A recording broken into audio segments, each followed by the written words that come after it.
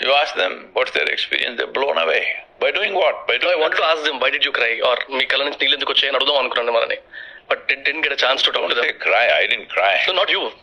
I wanted to ask. Anybody. They're not crying. If any…